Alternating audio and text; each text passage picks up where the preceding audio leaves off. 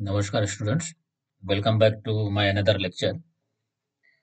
So in this lecture, we'll be discussing on the concept of oscillator. So before going to give the concept of oscillator, first let us try to understand what is the oscillator and what are the type of oscillator.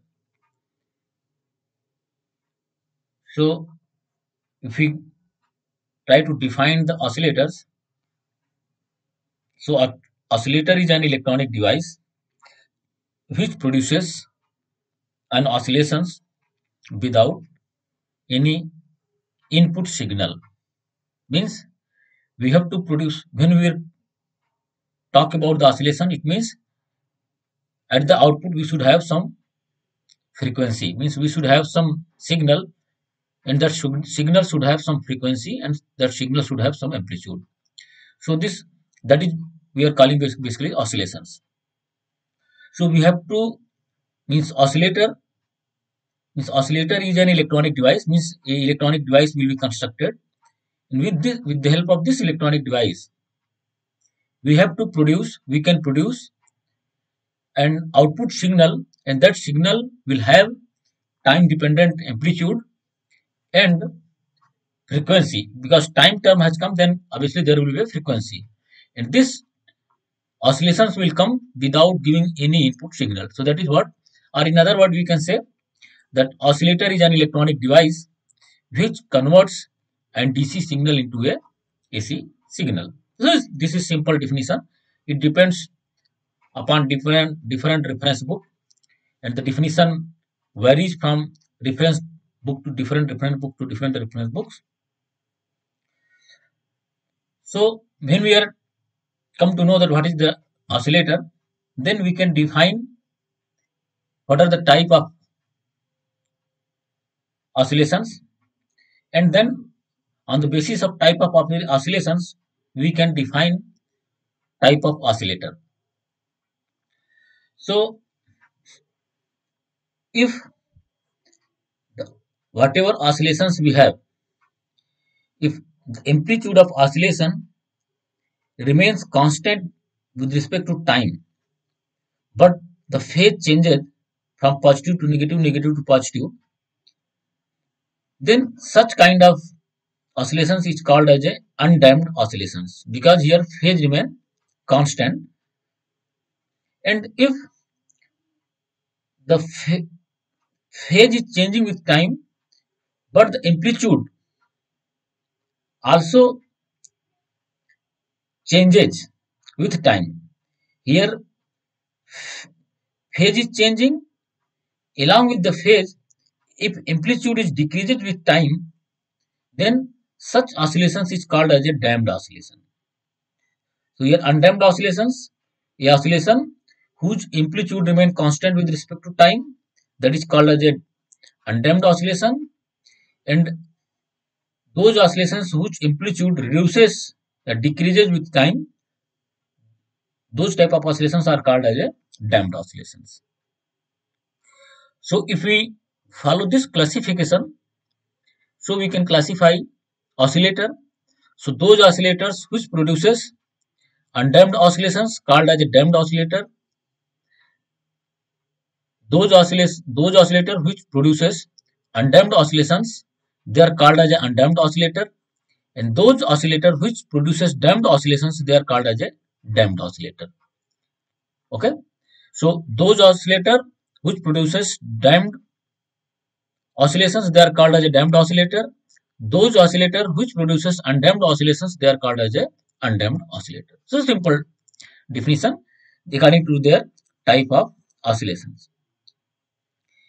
Similarly, this is the, basically we have classified oscillator on the basis of nature of amplitude of oscillations. Similarly, if we see the waveform of oscillations, whether the output waveform what we have obtained, that is sinusoidal or square wave or triangular, if a oscillator produces a sinusoidal oscillations, so then that oscillator is called as a sinusoidal oscillator. Obviously, the sinusoidal oscillator may produce undamped oscillation and it may also produce damped oscillation. It depends upon whether it is producing damped oscillation or undamped oscillations. Then we can say, if it is producing undamped oscillations, then we can say sinusoidal undamped oscillator, yeah, undamped sinusoidal oscillator. Similarly, damped sinusoidal oscillator if it is producing damped oscillations. On similar basis, if oscillator is producing square wave oscillation, then we will say that is square wave oscillator. If oscillator is producing triangular oscillations, then we will say that is a triangular oscillator. And in all cases, there may be damped oscillation and there may be undamped oscillation. Undamped oscillation, damped oscillation. Undamped oscillation, damped oscillation. It depends. Okay. So, the question arises, how one can produce such undamped oscillations from an electronic device. So in my previous lecture, if you recall, I have given the concept of feedback amplifier, and in feedback amplifier we have learned two basic type of feedback. One was positive feedback and another was the negative feedback. And in my another lecture, I have calculated the gain, input impedance, and some other parameters corresponding to the negative feedback amplifier. And in case of negative feedback amplifier, we have also discussed different type of feedback connections. So there we have learned there are basic four type of feedback connection: voltage series, voltage shunt, current series, current shunt, and we have calculated accordingly gain, output impedance, input impedance. So these parameters we have calculated. Another feedback amplifier we have discussed, that is positive feedback amplifier. And what we have understood, that in case of negative feedback, the gain is basically reduces, means the total gain is decreased because of the negative feedback. And in case of positive feedback, what we have learned, the total gain is basically increased because of we are adding the positive, a portion of output signal in a same phase with the input signal. So if we try to recall again positive feedback amplifier, and this positive feedback amplifier basically gives an idea about an oscillator and how one can produce. If we are able to understand the positive feedback amplifier, then we can understand the basic concept of oscillator. So let us try to recall once again positive feedback amplifier, and on this basis, on the understanding of positive feedback amplifier, we will try to understand the basic concept of oscillatory circuit, oscillators. Okay. So here we have amplifier. It may be a transistor, it may be a FET, it may be a op-amp, operational amplifier. Okay. So here I have written 180 phase difference. That means we have a transistor common emitter amplifier.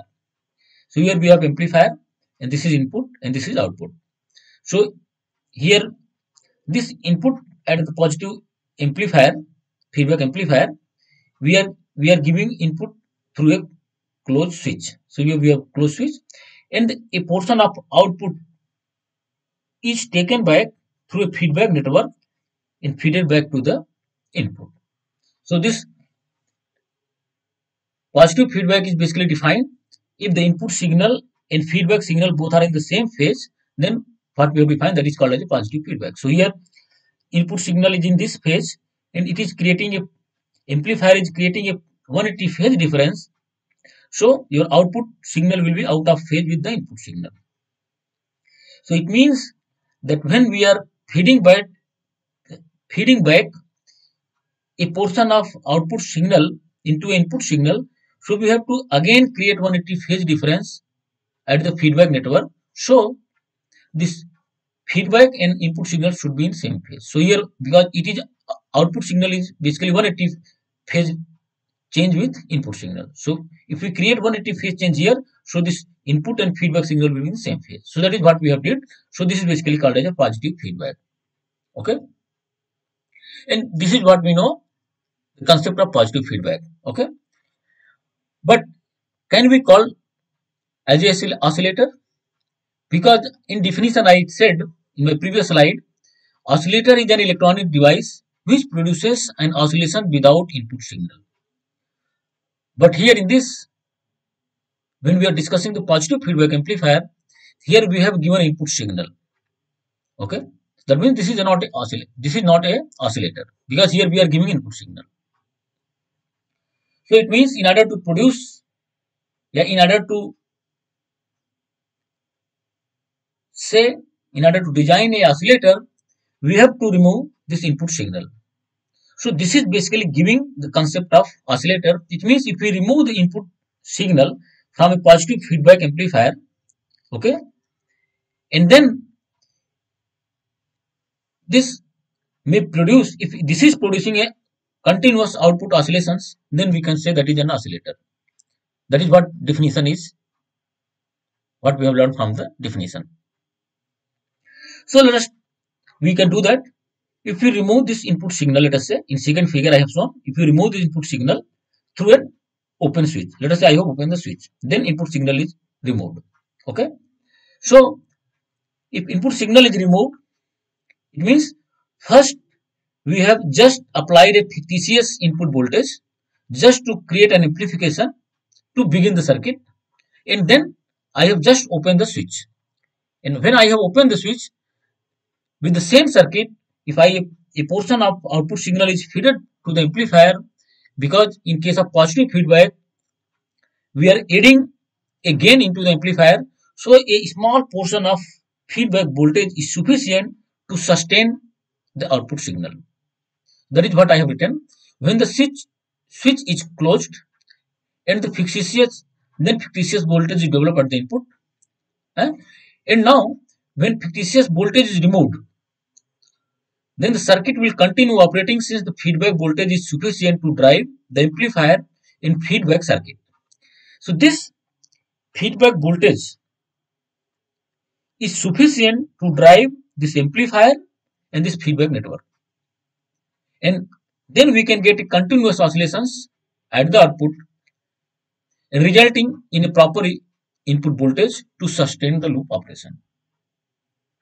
This is what the basic concept of an oscillator. Okay, but there must be some condition to operate this positive feedback network, and in that particular conditions only we can say this positive feedback network is basically, the positive feedback amplifier is basically called as an oscillator. So the output waveform will still exist. That is what I have written. The output waveform will still exist after switch is, this should be opened. This is opened. Okay.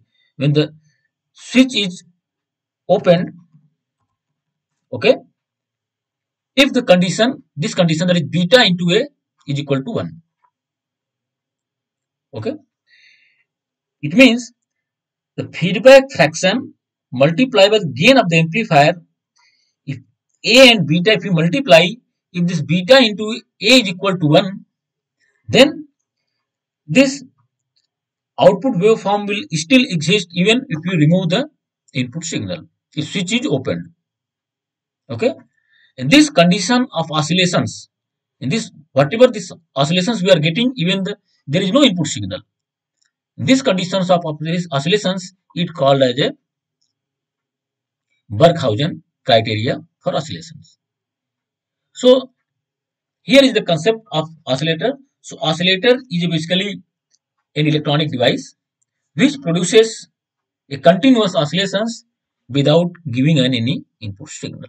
It means whenever we want to design an oscillator, it means we have to use positive feedback amplifier. Okay. And with this condition, that with the Barkhausen condition, that is beta into A should be always equal to 1. So let us try to have some more deep understanding about Barkhausen criteria, how it is working.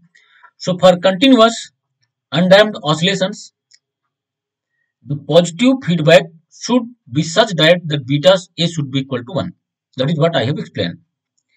And now, earlier we have derived an expression for the gain with feedback, and there we have derived expression for the gain with feedback, that is AF is equal to A divided by 1 plus beta A, where AF was the gain with feedback and A was the gain without feedback.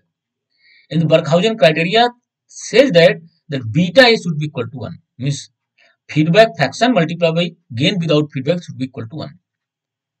So here if you see, in case of when feedback was negative, so that formula we have derived. Okay. So when feedback was negative, then if you see this total gain with feedback, that is reduced basically because this A is divided by 1 plus beta A. So it means that this AF is obviously less than the A.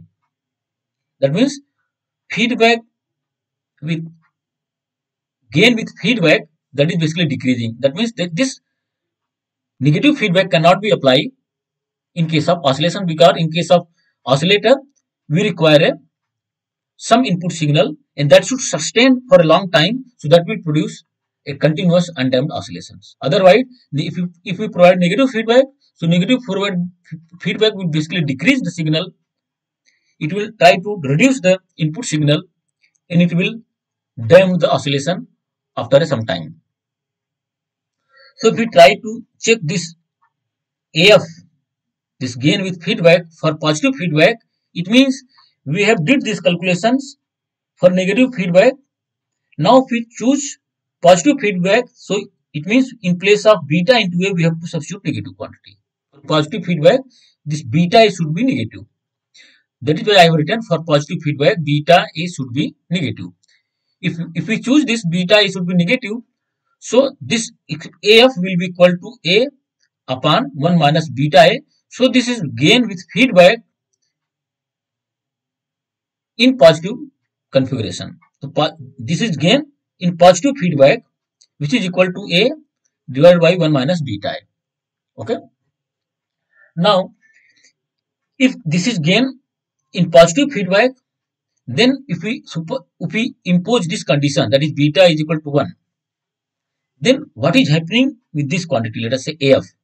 So if beta is equal to 1, then if we substitute the value, so AF will be equal to A divided by 1 minus 1. So that is 0. A upon 0. So A upon 0 is basically what? That is becomes infinity. That means if we apply positive gain, if we apply a positive feedback in an amplifier, so this will give gain with feedback that is infinite. That means for infinite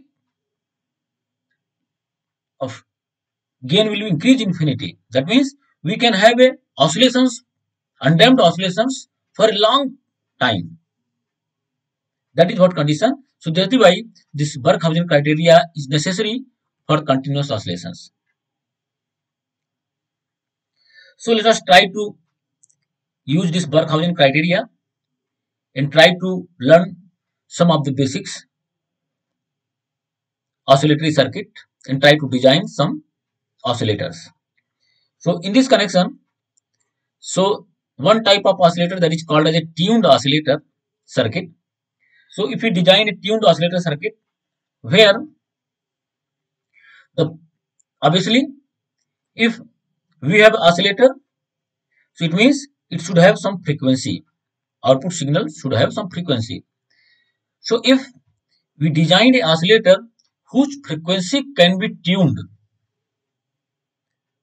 by the reactance value,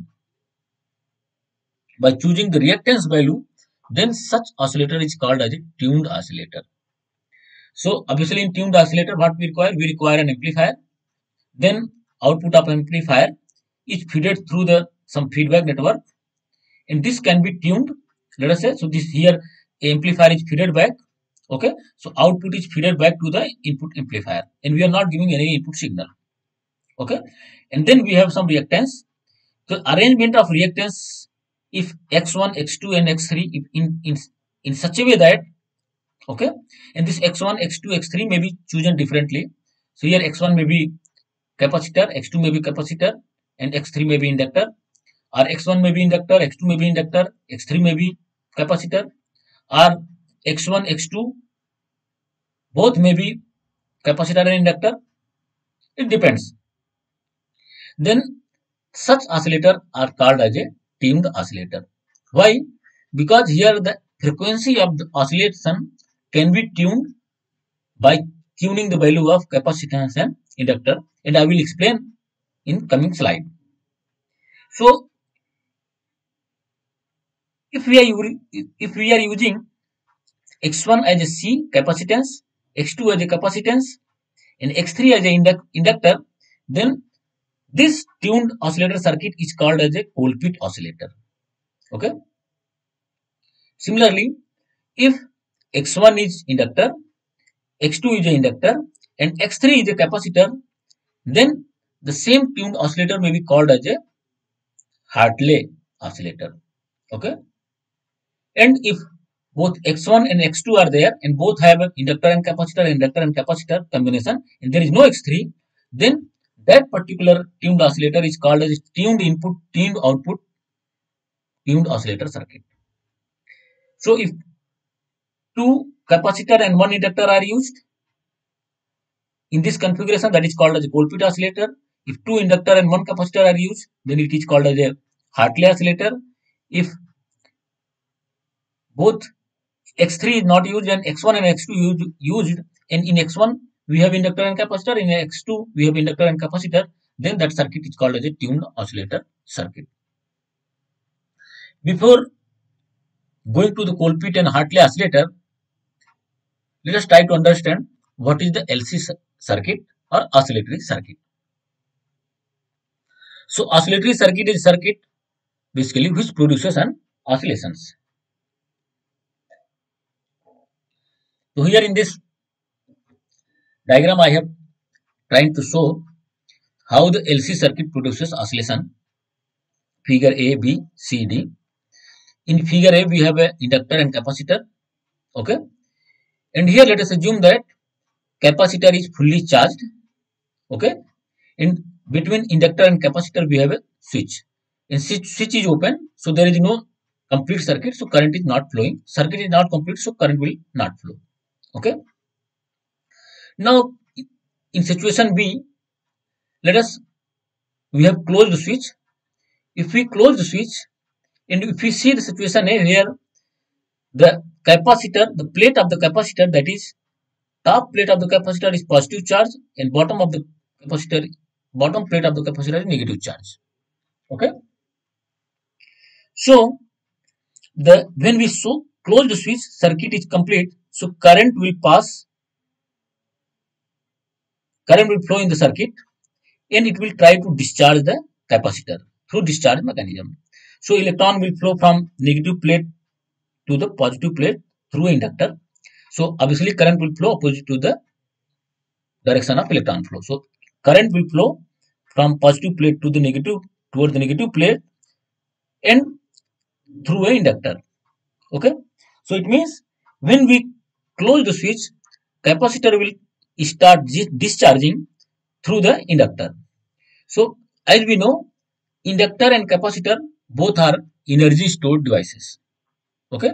It means capacitor also store energy. How much energy is stored in capacitor? That is half CV square.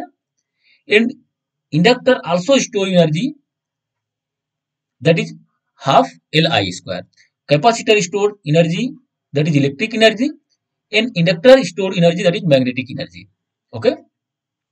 So when circuit is closed, the capacitor will discharge through the inductor, and it means whatever electrical energy was stored in the capacitor, this electrical energy will be dissipated and this electrical energy will be converted into the magnetic energy and magnetic energy will be stored in the inductor. Okay. and when current will flow in this direction in the circuit, so because of the property of the Lenz law, this inductor will try to oppose the flow of current. So opposite current will be developed in the inductor. So that is why if current is flowing in this direction, opposite current is flowing because of the Lenz law.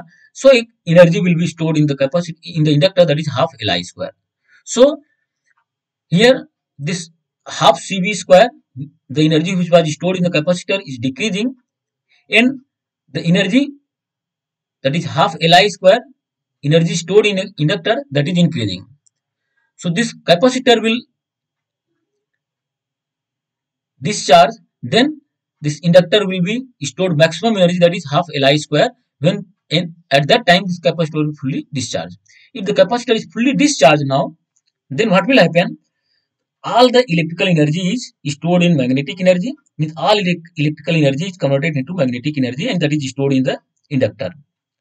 Now, because of again Lenz law, this inductor will try to oppose the increase of current. So it will again try to dissipate energy in charging the capacitor. Once capacitor will, because capacitor was fully charged, so it is getting discharged and the energy was converted into magnetic energy. Now this inductor will try to release energy and try to charge the capacitor, and capacitor will charge up. Okay, and now this magnetic energy, that is half Li square, that will be converted into electrical energy, that is half Cv square. But remember, if you see here, the polarity of the capacitor plates, initially the plate was positive charge, top plate was the positive charge, and bottom plate was negative charge. Now, in this situation, after discharging and when again it will charge, so the top plate is now negative charge and bottom plate is positive charge. That means the polarity is different from here. Okay, and similarly, now once the capacitor is again charged, again it will discharge through the inductor. So this charging, discharging, charging, discharging, this mechanism of the capacitor means conversion of electrical energy into magnetic energy into electrical energy. This process will keep going on. So this produces an oscillations with a frequency that is equal to 1 upon under root 2 pi 1 upon 2 pi under root LC. Fr is equal to 1 upon 2 pi under root LC, where L is the value of inductor and C is the value of capacitance. So this process should produce undamped oscillations. Okay, but obviously there is a radiation loss in inductor and there is a dielectric loss in the capacitor. So because of the radiation and dielectric loss, there will be some energy loss in charging and discharging mechanism of the capacitor and inductor. So whatever oscillations we will get, that will be a damped oscillations, means that oscillations will die after some times. Okay, so this circuit is called as a oscillatory circuit, or because it produces an oscillations with the frequency, with the desired frequency, and this frequency can be tuned by choosing the value of L and C. So here this is also called as a LC circuit because we have produced oscillation with the help of L and C. Because here energy is stored, so this circuit is also called as a tank circuit. So whether you called oscillatory circuit or LC circuit or tank circuit, all name are same. Okay. So based on this principle of oscillatory circuit, and here we have given the concept, we have learned the concept of tuned oscillator. So we can design, if we are using two capacitor and one inductor, so that will be called as a Colpitts oscillator. So let us try to design a tuned oscillator which is called as a Colpitts oscillators. So Colpitts oscillators is basically, this is made from transistor, and in place of amplifier we can have a field effect transistor. In place of transistor we can have operational amplifier. So here we have a transistor. So this is basically a transistor based Colpitts oscillator. So this is transistor based Colpitts oscillator. So if in this circuit what we have, in place of x1, x2 and x3, in place of x1, x2 we have a capacitor, and in place of x3 we have an inductor. In place of amplifier what we have a transistor. Okay, and in order to bias this means in place of amplifier we have a transistor amplifier. In order to bias the transistor, we have R1, R2, RECE. So this R1, R2 and RE, they are basically used for voltage divider biasing, just to stabilize the transistor. Okay. And this CE is used. This is called as a bypass capacitor. And this CC, this is used called as a coupled capacitor. And if you see, so this is the basically tank circuit. Here we have two capacitors in series, C1, C2 and an inductor. And we have a plus VCC power supply. And this plus VCC power supply is connected to the collector through a radio frequency choke. And this plus VCC is also connected to the R1 and R2. And this R1, the voltage divider mechanism basically provide a stable biasing to the transistor. So this portion is basically, that is basically the amplifier portion. And this portion is basically the tank circuit portion. And if you see a portion of tank circuit, a portion of output of this amplifier, this is basically output amplifier, is fed back to the input of the circuit. So we have not applied any input AC signal, and without any input AC signal, we can have, we can produce a continuous oscillations of our desired frequency. Okay. So this plus VCC, and we have used here RF choke. So this RF choke obviously provide an infinite resistance for the AC signal and zero resistance for the DC signal. That means whatever DC power supply we have used, that will be appear at the collector. Okay. And then, and this DC power supply will appear at the R1 and R2. So it will provide base emitter junction in forward bias and base collector junction in reverse bias. So this transistor is properly biased. Okay. And because of this plus VCC power supply, this capacitors will get charged. When this capacitor will get charged, so through discharging mechanism, they will convert their electrical energy into the magnetic energy, and energy will be stored in the inductor. Okay. And again, this magnetic energy which is stored in the inductor, that will charge the capacitor. Okay. And this process will be keep going on in the tank circuit. So it will produce a continuous oscillations with frequency that is f is equal to 1 upon 2 pi under root L into C. But remember, whatever C, because here we have used two capacitor in series, so this C will be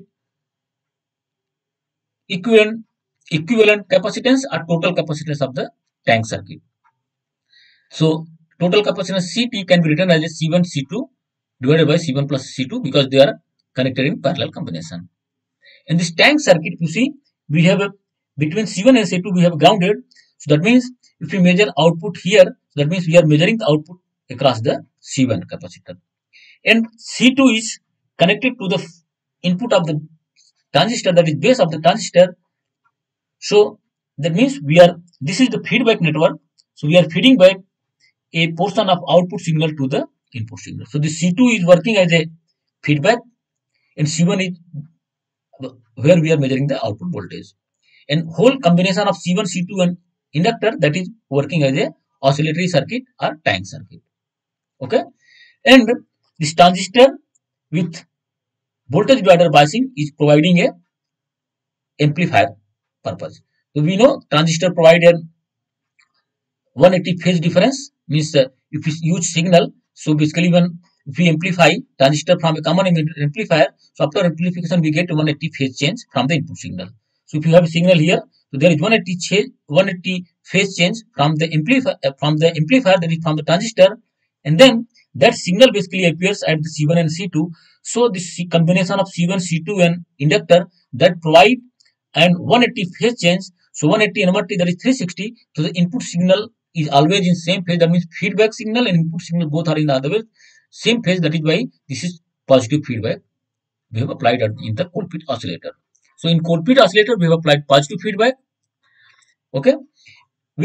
So this frequency of the Colpitts oscillator can be tuned. So it is equal to depend upon the value of inductor and capacitance. So that is why this is also called as a tuned oscillator, tuned Colpitts oscillator. And this circuit was designed by a scientist, that is his name was Colpitts.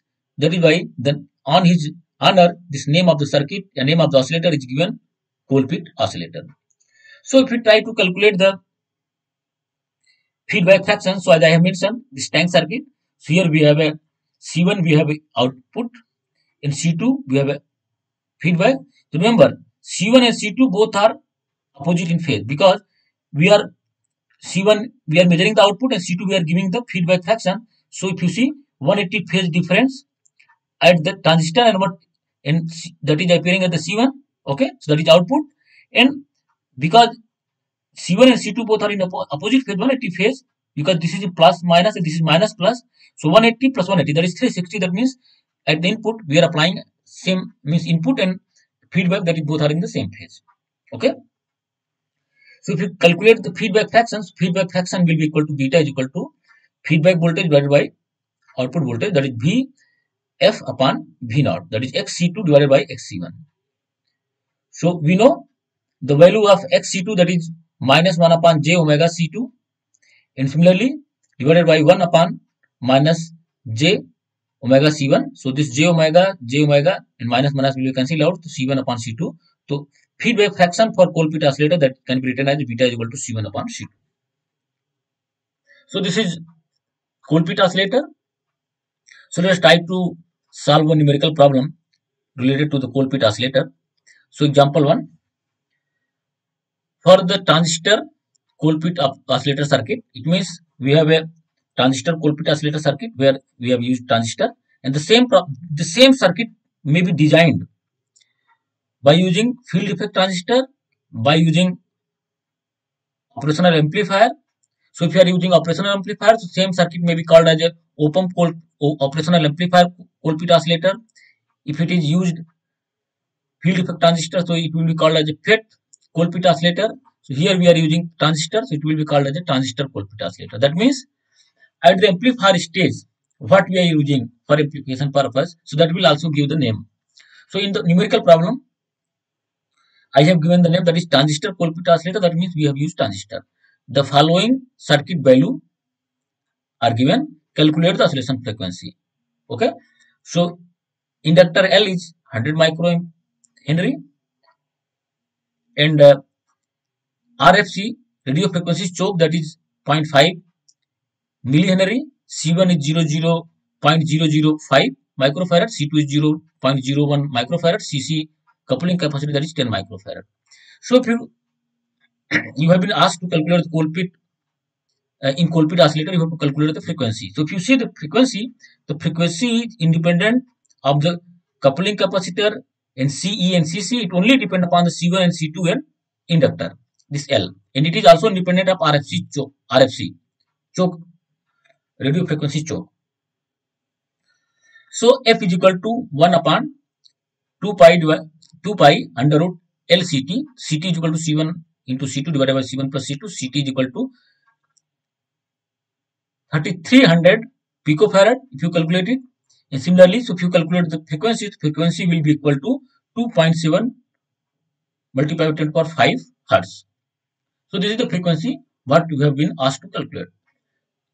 Similarly, it is not asked in the problem, but we can calculate the feedback fraction. Beta is equal to C1 upon C2, that is 0.5. That means whatever output we have generated, 0.5 part of the output is fed back into the input signal. Okay. So this is the numerical problem we have understood in the about the Colpitts oscillator. So let us try to understand another oscillator.